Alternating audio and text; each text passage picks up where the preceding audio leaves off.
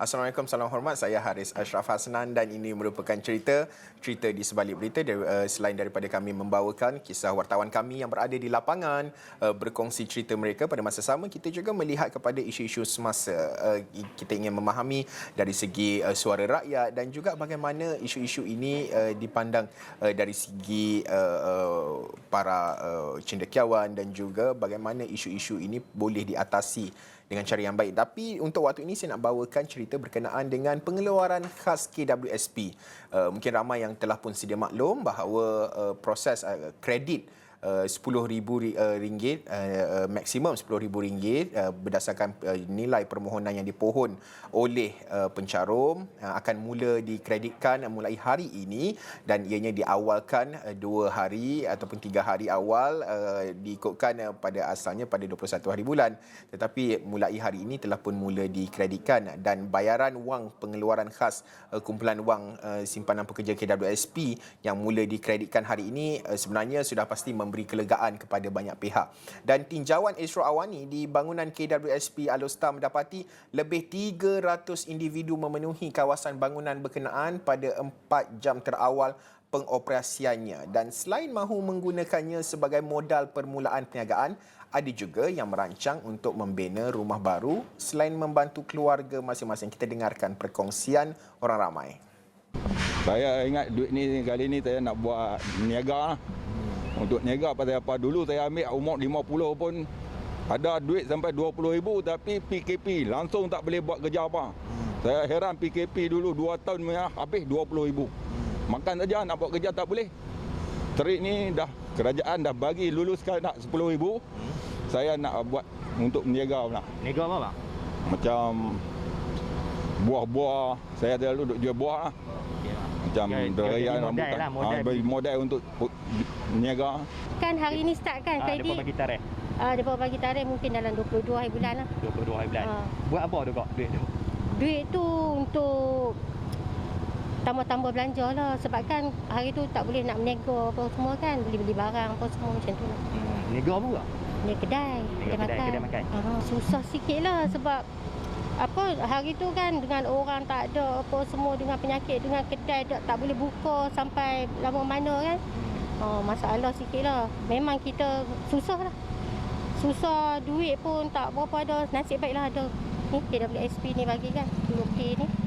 Boleh lah kelangsungan hidup. Mai hari ni untuk buat apa kak? Tak, kemas kini nombor telefon. Kemas kini nombor telefon. Dah dapat tarikh kak?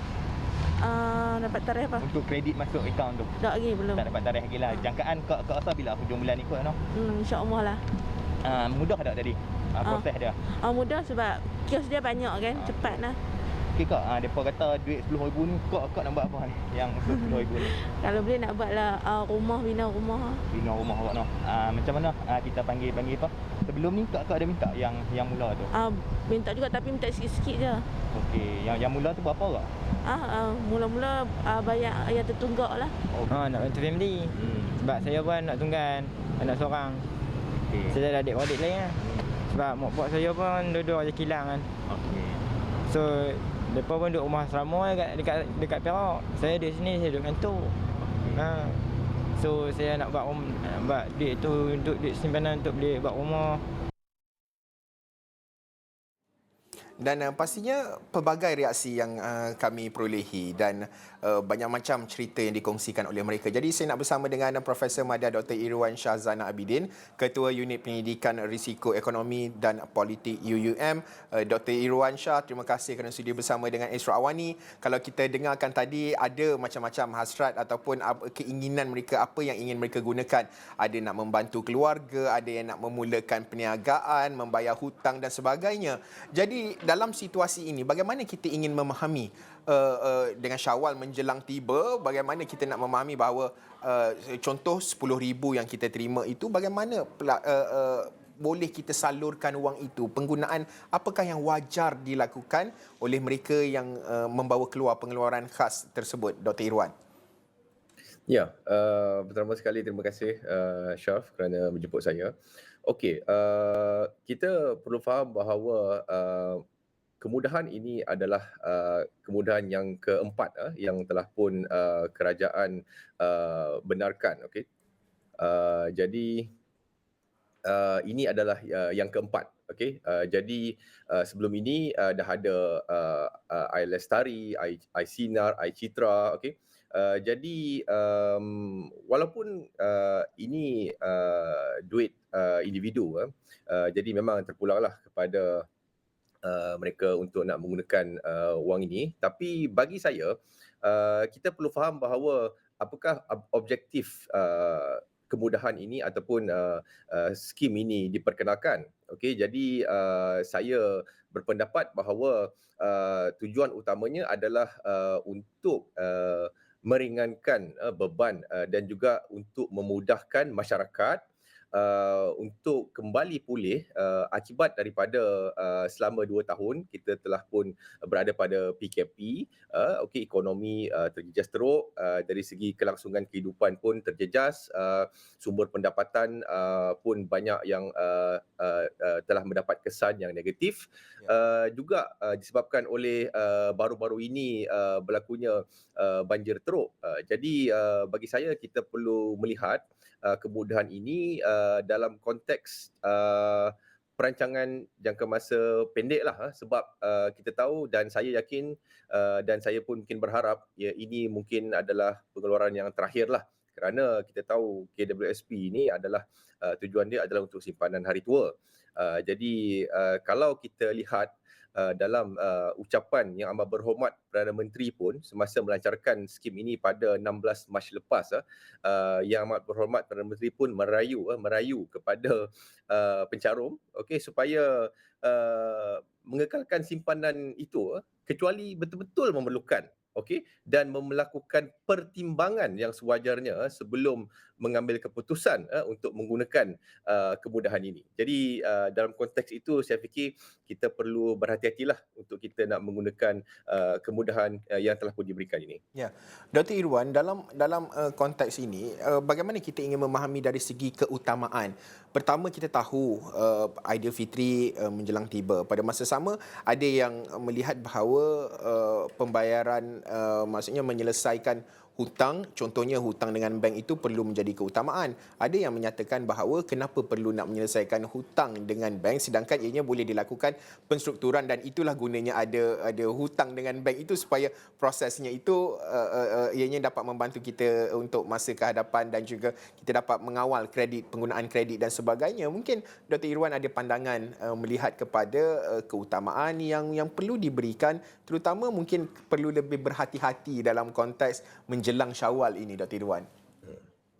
Okey, jadi mungkin saya nak menjawab soalan itu. Saya fikir ada dua elemen penting dalam persoalan tadi itu. Pertama, menjelang raya. Okey, ini kita fahamlah dah 2 tahun kita pun tak dapat beraya. Jadi ini musim perayaan seperti ini kita boleh gunakan, tapi bagi saya kita perlu fahami ataupun memahami dari segi kita punya yang kita katakan sebagai kos sara hidup ni. Ashraf, kita selalu cakap kos sara hidup tinggi, kos sara hidup tinggi. Sebenarnya setiap kita ni mempunyai kita punya kos sara hidup yang berbeza-beza sebenarnya. Walaupun kita kata berada pada kelompok B40, M40, T20, tak semestinya kita kata B40 tu yang lebih memerlukan. Contohnya kita tengok pengeluaran ini pun mengikut laporan pengeluaran sebanyak setakat ini 19.5 juta tu ataupun 44% tu, sekitar 59% sebenarnya yang digunakan oleh golongan M40. Lebih tinggi daripada golongan B40. Jadi kita mempunyai kos sara hidup yang berbeza-beza. Jadi apa yang penting adalah bila kita berbelanja tu dia mestilah berasaskan ataupun berlandaskan kepada kos sara hidup masing-masing, dan saya fikir kita perlu memastikan kita ada keutamaan lah terhadap perbelanjaan itu. Itu yang pertama. Yang kedua tadi elemen hutang. Tadi Ashraf menyebut berkaitan dengan patutkah kita bayar dan sebagainya. Now, bila kita bercerita berkaitan dengan hutang isi rumah ini, maklum bahawa kalau kita baca laporan ekonomi dan monetary daripada Bank Negara baru-baru ini, jelas menunjukkan bahawa hutang isi rumah di Malaysia ni memang antara yang tertinggi lah di rantau ini, 89% nisbah hutang KJNK itu. Jadi maksud dia kalau contohnya kita dapat duit income RM1, jadi dalam 89 sen tu dah digunakan untuk membayar hutang. Jadi ada 11 sen saja untuk kita nak buat perbelanjaan, simpanan dan pelaburan dan sebagainya. Jadi kita perlu bijak dari segi memfokus kepada jangka pendek lah bagi saya. Contohnya, tidak perlulah kita nak melangsaikan hutang sepenuhnya. Kalau contoh kita lihat pun daripada laporan itu, daripada 1.4 secara keseluruhan tu, 1.4 trilion hutang, kita tengok hanya 30% contohnya kepada hutang kredit kad. Dan juga ada hutang-hutang lain lah, hutang seperti pinjaman rumah dan sebagainya. Jadi bagi saya, kita tidak perlulah kalau ada contoh hutang kad kredit itu, tak perlulah nak dilangsaikan sepenuhnya kerana kita perlu mengurus 10,000 yang ada tu untuk dari segi perancangan jangka masa pendek, dan kita juga boleh memikirkan untuk perancangan jangka masa panjang dari segi kelangsungan itu, contohnya seperti untuk memulakan perniagaan dan juga pelaburan. Namun begitu, bagi saya lah, kalau kita tidak begitu familiar dengan perniagaan tersebut dan juga pelaburan tersebut, mungkin lebih baik kita tangguhkan, tak perlulah bagi saya. Mungkin kalau kita nak lakukan perniagaan yang mungkin kita telah pun familiar dan kita tahu dari segi risikonya. Kalau tidak, saya risau bahawa ini akan memberikan kesan yang negatif. Contohnya kalau kita tidak begitu familiar dengan contohnya dari segi pelaburan emas ke ataupun yang berbentuk digital yang kita tidak familiar, kita mungkin boleh hilang duit itu begitu saja. Dan kita juga perlu pastikan bahawa pelaburan contohnya kalau kita berlabur dalam unit amanah ASB tu, bagi saya mungkin elok juga, tapi sekali lagi kalau kita ada lebihan tu, kenapa tidak kita masukkan balik saja, kerana kita kena pastikan kita keluarkan hanya yang kita betul-betul inginkan dan perlukan sahaja. Dan untuk perniagaan itu, kalau kita familiar dengan perniagaan tersebut, bagi saya ia baik. Namun begitu, akhirnya dia terpulang juga kepada selera risiko individu. Ini risk appetite ni berbeza-beza. Ya. Jadi kalau kita ada mempunyai selera yang mungkin risiko yang kita boleh depani, bagi saya tidak menjadi masalah lah. Ya. Dr. Irwan, kalau kita mengikut rekod apa yang dinyatakan oleh Datuk Seri Tengku Zafrul sendiri, 5.3 juta permohonan melibatkan 40.1 bilion ringgit jumlah pengeluaran. Bagaimana secara makronya melihat kepada impak kepada ekonomi dan juga pada masa sama apabila 40.1 bilion ini berada di dalam pasaran, bagaimana Dr. Irwan melihat mungkin ianya merupakan satu langkah yang positif dalam pemulihan semula ekonomi negara, pandangan doktor? Ya, saya melihat ini adalah sebagai pelengkap kepada proses kita berada pada fasa endemik, yang mana kita tahu bahawa sempadan antarabangsa telah pun dibuka, pergerakan aktiviti sosial, aktiviti ekonomi pun sudah pun hampir normal. Jadi bagi saya kemasukan lagi 40.1 bilion ini sebenarnya memberi kesan kepada merangsang terutamanya kepada dalam aspek penggunaan swasta. Ini terbukti kalau kita lihat pun di bawah skim yang lepas seperti Air Lestari, Air Citra pun juga menunjukkan ada peningkatan di dalam elemen penggunaan swasta, dan ini sebenarnya akan merancangkan lagi aktiviti perniagaan dan sekaligus juga meningkatkan dari segi pertumbuhan ataupun sasaran ekonomi yang dijangkakan pada sekitar 5.3 hingga 6.3% lah pada tahun ini. Jadi secara keseluruhan overall saya lihat ini memberikan satu impak positif kepada ekonomi dari segi penggunaan swasta dan juga merangsang aktiviti perniagaan di masa hadapan, terutamanya kepada sektor-sektor yang terjejas teruk lah, seperti sektor pelancongan dan juga mereka yang berada di dalam sektor ataupun industri perniagaan mikro, kecil dan sederhana. Baik, terima kasih Profesor Madya Dr. Irwan Shahzana Abidin, Ketua Unit Pendidikan Risiko Ekonomi dan Politik UUM, mengulas berkenaan dengan pengeluaran khas KWSP, maksimumnya RM10,000, bagaimana pencarum itu bijak menggunakan wang itu, bagaimana ianya perlu disalurkan. Itu merupakan perkara asas, perkara paling penting perlu diketahui, bukan sahaja mereka yang ingin memulakan perniagaan, tetapi mungkin mereka yang memohon tanpa alasan yang kukuh kenapa perlu dikeluarkan RM10,000 tersebut. Jadi kita sebagai pengguna sendiri, pencarum perlu bijak dalam menguruskan wang tersebut. Jadi selepas ini kita ada lagi cerita berkenaan dengan tiada lagi penggiliran di sekolah. Jadi cerita nak berhenti rehat seketika, kita bersambung selepas ini.